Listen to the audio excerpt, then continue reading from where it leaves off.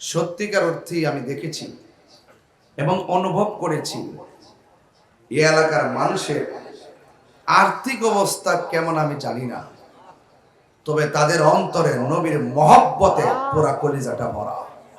দুইজন সাহাবীর জীবন আদর্শের দিকে যদি আমরা তাকাই, এদের দুইজনের আর্থিক অবস্থা তেমন ছিল না। সিদ্দিক আকবরের যত সম্পদ ছিল সব নবীর কদমে হকের জন্য ব্যয় করে দিয়েছেন। আর হযরতে বেলাল রাদিয়াল্লাহু তাআলা আনহু, ওনার চেহারাটা যেমন সুন্দর ছিল না, ফেস কাটিংও ভালো ছিল না, কিন্তু হৃদয়ে ভর্তি নবীর মহব্বত ছিল। এই জন্য এই দুইজনের দাম কি কম না বেশি? আরো জোরে করে বলেন না। কেমন বেশি? রাসূল পাক, আমি গত রাত্র রাসূল পাক সাল্লাল্লাহু আলাইহি ওয়াসাল্লামের রওজা মুবারক, ওনার পাশে যে দুইজন পাশাপাশি একদম সিরিয়াল মেন্টিং, এই যে নবীজি একটু নিচে, সিদ্দিক আকবর একটু নিচে, যে এই জায়গাগুলো যে খালি রাখা হয়েছে এবং যেভাবে সাজিয়ে রাখা হয়েছে আমি এগুলো দেখেছি। দেখেন, সিদ্দিক আকবর টাকা পয়সা সব কুরবানি দিয়ে রাসূলুল্লাহকে এমন মনের করে নিয়ে এসেছেন যে নবী পাক সাল্লাল্লাহু আলাইহি ওয়াসাল্লামের রওজা মুবারকের পাশে আবু বকর সিদ্দিকের জায়গাটা হয়ে গেছে। আর বড় করে বলেন না সুবহানাল্লাহ। আমার ভাইয়েরা, আপনাদের খেদমতে বেলাল রাদিয়াল্লাহু তাআলা আনহু চেহারা ভালো ছিল না, কিন্তু তিনি আমার নবীকে এমন রাজি খুশি করেছেন। রাসূল বলেন, বেলাল, আমি যেদিন বেহেশতে যাব আমি একটা উটের উপরে থাকবো। কিসের উপরে? আমি একটা উটের উপরে থাকবো, উটের রশিটা থাকবে তুমি বেলালের হাতে। আর বড় করে কেন সুবহানাল্লাহ। তুমি টেনে টেনে আমাকে জান্নাতের দিকে নিয়ে যাবে, আমি রাসূল সর্বপ্রথম জান্নাতে ঢুকবো। এখন বলেন, তাদের মর্যাদা কি বেড়ে গেছে অর্থের জোরে না প্রেমের জোরে? আরো বড় করে বলুন। হেদায়েত দেওয়ার মালিক কে? আরো বড় করে, হেদায়েত দেওয়ার মালিক কে? আপনাদের খেদমতে আমার আরজ হলো, হতে পারেন জীর্ণ শীর্ণ, হতে পারেন আর্থিক দুর্বল, ডানে বামে কেউ নাই, কিন্তু নবীর মহব্বত যদি হৃদয়ে থাকে, আল্লাহ আপনাকে রহমতের সামিয়ানার নিচে জায়গা করে দিবেন। বলুন তো দেখি, এই বটতলী থেকে মদিনা যদিও দূরে হয়, মদিনাওয়ালার জন্য কি বটতলী খুব দূরে? যদিও আনোয়ারা থেকে মদিনা অনেক দূরে হয়, মদিনাওয়ালা থেকে কি আনোয়ারা দূরে? আন-নাবিয়্যু আওলা বিল মুমিনিনা মিন আনফুসিহিম। নবীজি ইমানদারের জানের চাইতে আরো নিকটে হাজির ও নাজির। সুবহানাল্লাহ।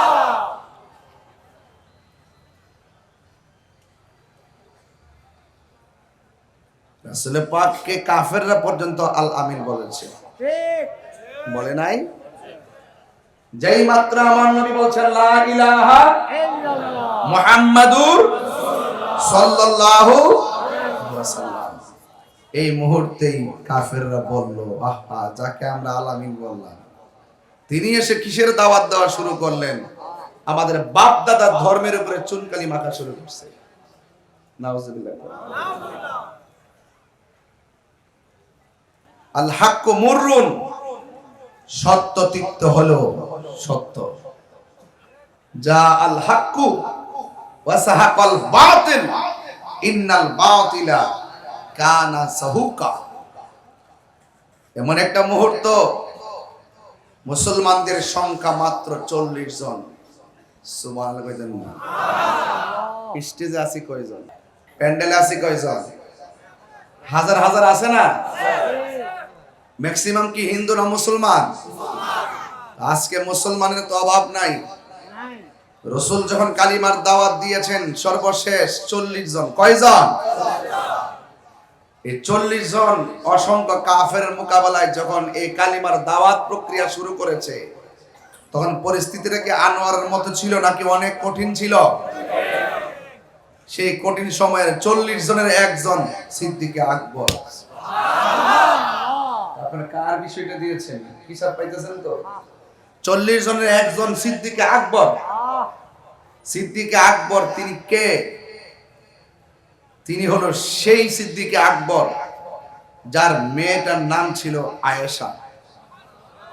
সুবহানাল্লাহ বলতেন না? আয়েশা সিদ্দিকা রাদিয়াল্লাহু তাআলা আনহা কে? যিনি ছিলেন আমার দয়াল নবীজির স্ত্রী। আর বড় করে কেন সুবহানাল্লাহ।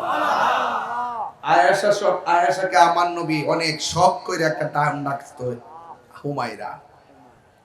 হুমায়রা শব্দটা আহমারন থেকে, আহমারন অর্থ লাল। আমার নবী আয়েশা সিদ্দিকাকে সুন্দর করে ডাক দিত, ও লাল সুন্দরী, মানে হুমায়রাকে ডাক দিত আর কি। আরবি ভাষা তো, বাংলা ভাষায় লাল সুন্দরী। আপনারা সমাজে যারা বিয়ে শাদী করছেন, স্ত্রীরা লাল সুন্দরী বলে দেখবেন কি খুশিও। এই সুন্দরী এদিকে আসো, এটা সুন্নত। স্ত্রীকে খুব সুন্দর করে প্রেমের সাথে ডাক দেওয়া, এটা সুন্নত। নসি ডাক দিতেন, রাসূল আলাদা নাম রাখতেন, আপনিও রাখবেন, মহব্বত করে রাখবেন। স্বামী স্ত্রী বন্ধন যখন, হ্যাঁ আমার ভাই সালেহ আকরাম ভাই কিন্তু খুব সুন্দর করে বলছিলেন, সমাজের অনেক দায়িত্ব আছে। আমরা যে সমাজতান্ত্রিক ভাবে পরিবারটাকে সাজাইতে পারি, তাহলে এই সমাজ আরো সুন্দর হয়ে যাবে। আমি তো আসবো বছরে একবার, আর আপনারা সমাজে চলবেন প্রতিদিন। একদিনের ওয়াজ যদি আপনাদের হৃদয়ে ধারণ করে রাখতে পারেন, এই সমাজ আরো সুন্দর সমাজ হয়ে যাবে। কথা বলেন ঠিক কিনা? একটু বলেন, সংখ্যা কয়জন? সেখানে সিদ্দিকে আকবর আছে না নাই? তাইলে আমি শুরু করে দিলাম, ইনশাআল্লাহ কন্যা গিলে গেলাম। এবার আসেন, আমার নবীজি দাওয়াত দিতেছেন গায়ের জোরে না হেকমতে? হেকমতে। আরে গায়ের জোরে হেকমতে? হেকমতে। কিন্তু হেকমতে দাওয়াত দিলে সবসময় কি হেকমত করছে? কখনো কখনো যখন হেকমত কাজ হয় না, তখন জীবনে 27 বার তলোয়ার লইয়া যুদ্ধের ময়দানে নেমে গেছে। আমার ওই দিন একদিন বলতে, হুজুর এখন একটু হেকমতে ওয়াজ করেন। আজকে বাবা সারা জীবনে হেকমতে ওয়াজ করছি, এখন বাবা একটু আমার অনুমতি দেন, আমি জিহাদের ওয়াজ করি। এখানে হেকমত, এখন আমি জিহাদের ওয়াজ শুরু করছি। এর জন্য আমি লাল চক্ষুকে ভয় পাই না।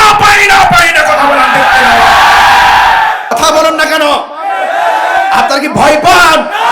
আর সিদ্দিকে আকবর আর বেলালের প্রেম কাহিনী যদি শুনেন, তাইলে আজকে বাড়িঘর ছাইড়া দিয়া নবীর প্রেমে দেওয়ানা হয়ে যাবেন। কথা বলেন ঠিক কিনা? আমরা সাহাবায়ে কেরামকে অনুসরণ করব করার মতো। শুধুমাত্র ভালোবাসি বললে চলবে না। যেখানে নরম সেখানে নরম, যেখানে গরম সেখানে গরম। সাহাবায়ে কেরাম নিজের জীবনকে কুরবান দিয়ে দিয়েছেন নবীর মহব্বতে। কথা বলেন ঠিক? জন্ম আমার নবীর যুগে হলে কেমন হতো? কেমন হতো মানে কি?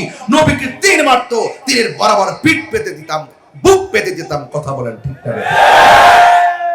যারা 12টার পরে ওয়াজ শুনে 1500 বছর পরে নবীকে না দেখা যেইভাবে নবীর নাম শুননা পাগল, তাদের কথাই রাসূল বলছেন, সাহাবীরা রে, তোমাদের চাইতো একদল অনেক মর্যাদা আল্লাহর কাছে পাবে। কেন জানো? তোমরা তো সাহাবী হিসেবে মর্যাদা তো অবশ্যই পাবে, এর বাইরে আল্লাহ স্পেশাল মর্যাদা দিবে তাদেরকে, যারা আমার নাম শুনলেই পাগল হয়ে যাবে। সত্যিকার এখন মুহাম্মাদুর রাসূলুল্লাহ সাল্লাল্লাহু। আমার কি বলতে হয়েছে আপনাকে চুমা দেওয়ার জন্য? নবীর প্রেমে অটোমেটিকলি হাত উঠে গেছে, বলতে হয় না এটা নবীর প্রেম, এটা আমার নবীর প্রেম। বলতে হয় না যে চুমা দেন, চুমা দিয়ে দেই। রাসূল বলছেন, আরে হাসরের মাঠে আলাদা একটা কাতার হবে, জিজ্ঞেস করবে ওরা কারা? কয় যারা আমার নাম শুনে চুমা দিয়ে চোখে লাগায়। এই নাম শুনে যারা চুমা দিয়ে চোখে লাগায়, এদেরকে রাসূল আলাদা কাতার করবেন। আলাদা কাতার করে করে ভাই জান্নাতে নিয়ে যাবেন। এটা সিদ্দিক আকবর। সিদ্দিক আকবর রাসূলের শান শুনে, নাম শুনে চুমা দেওয়ার পরে বলল, হে আবু বকর, তুমি চুমা দিলা কেন? হে রাসূলুল্লাহ, আপনি না বলছেন আদম আলাইহিস সালাম আপনার নুন মোবারক আঙ্গুল মোবারককে দেখে এইভাবে চুমা দিয়ে চোখে লাগাইছে, তাই আমি নাম শুনে চুমা দিয়ে চোখে লাগালাম। একটা তাহাজ্জুদের টাইম হচ্ছে এখন, এটা গভীর রাত্রে আপনি যাচ্ছেন, একটু চোখের পানি ফেলায় বাড়িতে যান, দেখবেন মদিনাওয়ালা মদিনা নয়, আপনারা ভাঙ্গা করে হাজির হয়ে যাবে। নবী শুধু প্রেম চাই, প্রেম। কি চাই? প্রেম, প্রেম, ভালোবাসা চায়। ঠিক কিনা বল? কি চাই? ভালোবাসা চায়। সেই ভালোবাসা আমাদের গুচ্ছ গ্রামের আছে না নাই? আনোয়ারাবাসীর আছে না নাই? ওই দিন আনোয়ারাতে তাফসীর করে গেছি সূরা ইনফিতারের, বুঝাই দিয়ে গেছি সুন্নিরা শুধু কাওয়ালি গায় না, সুন্নিরা আমার নবীর প্রেমে কিভাবে তাফসীর করতে হয় সেটা বুঝাই দিয়ে গেছি। ফতোয়াজি করে তাহিরির সাথে মনে করে যে কিছুই বুঝি না, তোর সাহস থাকলে তোর বাপ দাদা লয় আমার সামনে বল। এখনো বলি যে বিষয় নিয়ে তর্ক, বসো আমার সাথে, আনোয়ারাতে প্রমাণ করে দিয়ে যাবো ইনশাআল্লাহ। কথা বলেন ঠিক না? কারা কারা খুশি একটু হাত তুলে দেবেন।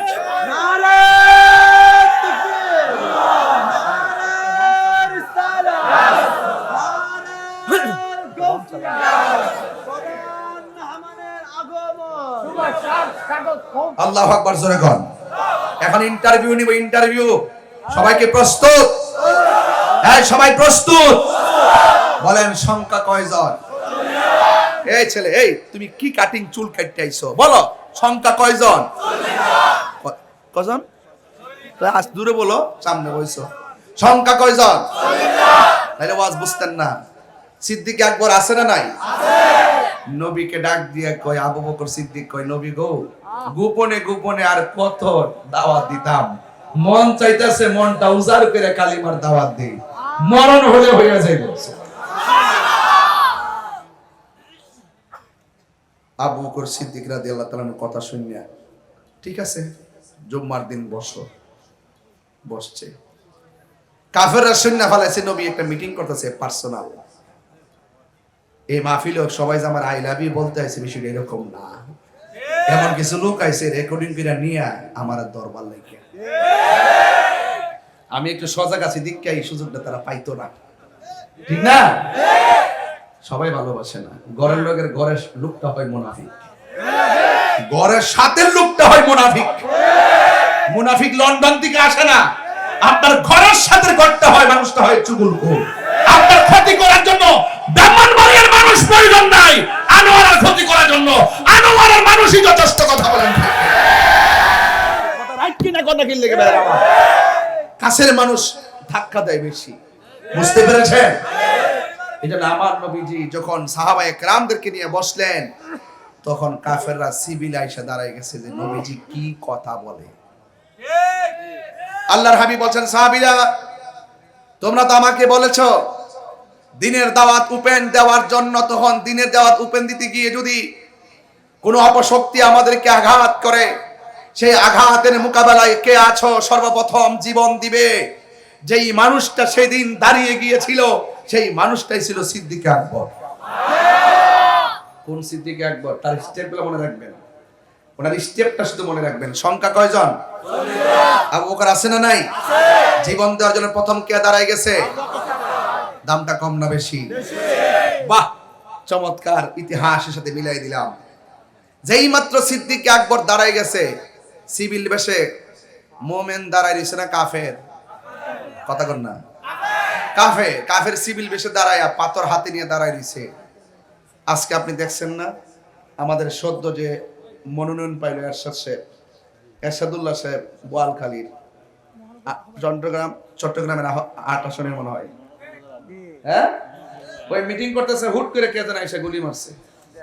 ওনার সাথে একজন ছিল, সে সাথে সাথে মারা গেছে, আর একজন অসুস্থ, তিনিও হসপিটালে। এটা দুঃখজনক ব্যাপার। আপনার সাথে আমার রাজনৈতিক মতাদর্শ থাকতে পারে, আপনার সাথে আমার আকীদার দ্বন্দ্ব থাকতে পারে, আপনার ঘরের সাথে ঘর বিভিন্ন ধরনের সমস্যা থাকতে পারে, তাই বলে একজনকে মেরে ফেলার চিন্তা করা, এটা কখনো মানুষের কাজ হতে পারে না। এইভাবে রাষ্ট্রযন্ত্র চলতে পারে না। সিকিউর লাগবে। কি লাগবে? সিকিউর লাগবে। আল্লাহ আমাদের সকলকে মনের সিকিউর তৈরি করে দাও, আমিন বল। হ্যাঁ, খাইছে না? উনি খাইছে, উনি হসপিটালে আছে, ভালো মন্দ জানি না, আল্লাহ হেফাজত রাখুক। তবে আমার কথা হলো, ভাই আপনি মেরে ফেলবেন, এটা মুসলমানের চরিত্র না, এটা কাফেরের চরিত্র। কথা বলে ঠিক কিনা? একদিন আপনাকে হয়তো আরেকজন ক্ষতি করতে পারে। মান হাফারা হুফিরা, পরের জন্য গর্ত গলে নিজে গর্তে পড়ে মরতে হয়। কামা তাদিনু তুদান, যেমন কর্ম তেমন ফল। আপনি যাকে মারবেন, একদিন হয়তো আপনাকে মারার জন্য আরেকজন রেডি হয়ে থাকবে। ভাই, এজন্য কেউ কাউকে মারবেন না, হয়তো তর্ক করতে পারেন। কথা বলেন ঠিক কিনা?